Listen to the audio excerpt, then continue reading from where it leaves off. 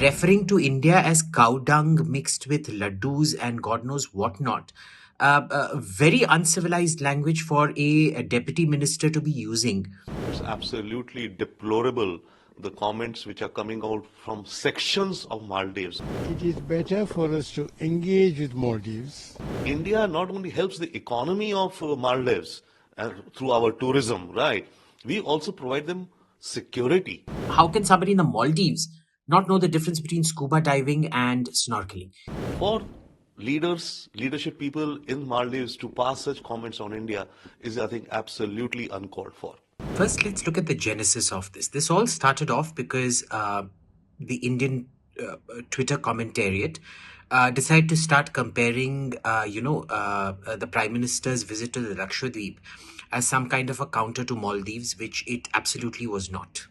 The development of tourism in India is completely sui generis. It has nothing to do with the Maldives or in response to the Maldives, because that implies that we've kept the Lakshadweep poor as a sort of response to the Maldives. Now, when Twitterati are fighting, Maldivian Twitterati versus Indian Twitterati, the real question is, why did members of the Maldivian government decide to get involved in all of this? Because Indian Twitterati are not the Indian government.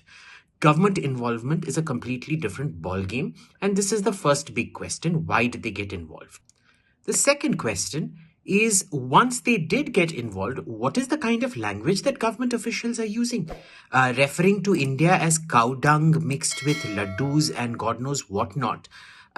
Very uncivilized language for a deputy minister to be using. The issue is, the appalling lack of knowledge that seems to be displayed by the Maldivian tourism industry. Because you see, what's been happening is that they've been tweeting that the average Western traveler spends $2,500, whereas the average Indian traveler only spends $750.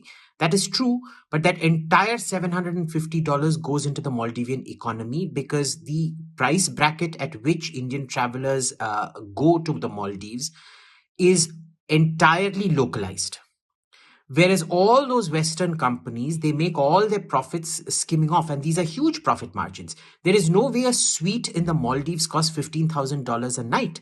Out of that, maximum, say, $200-300 are going into the Maldivian economy, and the remaining $14,500 would be going into the pockets of these Western multinational corporations that run hotels out there. Second, the minister and both the ministers in question, despite being Maldivians, didn't even seem to know the difference between scuba diving and snorkeling and the gear required.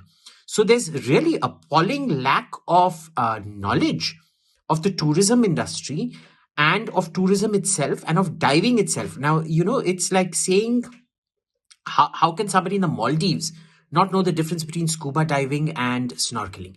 In India, it's still fine, but in the Maldives, really? And how are these people even ministers? Fourth, the question is, why has the Indian High Commission even taken this up? This should have been dealt with proactively. It's absolutely deplorable, the comments which are coming out from sections of Maldives. Also, let's remember, it's not everyone in Maldives is criticizing India. There is one section which is anti-India, which seems to be, and which is passing such remarks. It's absolutely deplorable and absolutely, of course. India not only helps the economy of Maldives through our tourism, right?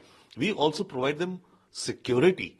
If you remember, way back in 1988, there was a coup in Maldives where India sent its forces, and within hours the coup was stopped. So for the national security of Maldives, India is the neighbor right across. As well as there have been times when there was an acute water shortage in Maldives. Even being an island, drinking water is a problem. So there was an acute shortage, and India sent, our aircrafts and our navy with bottled water. So for leadership people in Maldives to pass such comments on India is, I think, absolutely uncalled for. Dignity and national dignity first. And towards that, what Akshay Kumar is saying, I think the next holiday Akshay Kumar should take should be in Lakshadweep.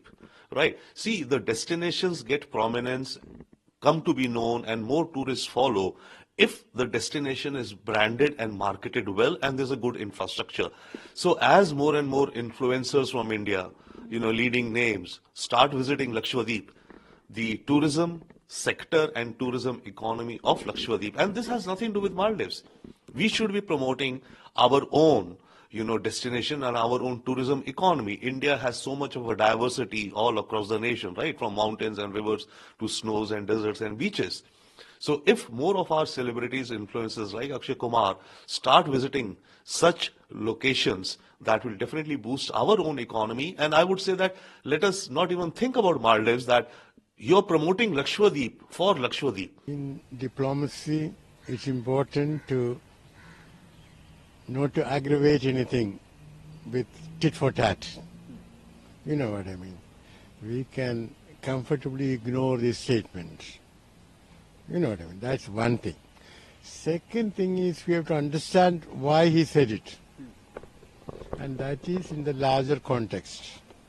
That is, after the new president came into office in Maldives, there was a demand made that India should withdraw the military force it has. It's a tiny military force. When you say military force, no. It's what, I don't know, 70 or 70 plus. You know what I mean? And that too, mainly helicopters. For what? Medical emergencies.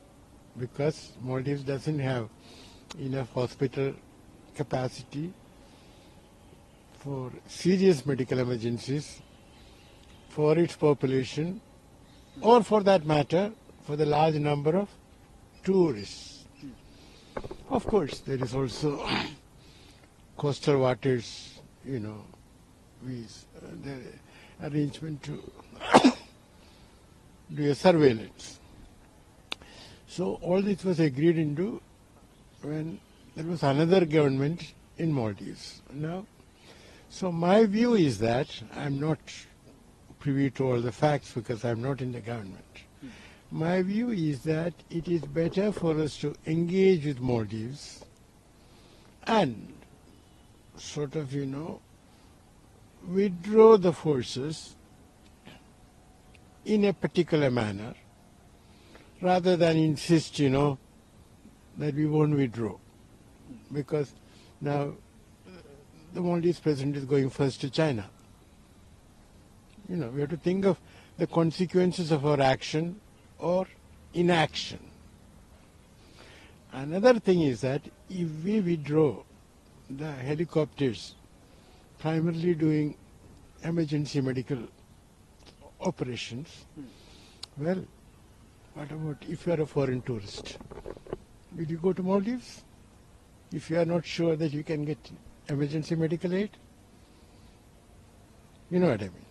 So there again, I would say that Maldives, India should propose to Maldives, well, we will arrange for a private Indian company to do it for you. So that, there is no impact on your tourism. Subscribe to One India channel and never miss an update.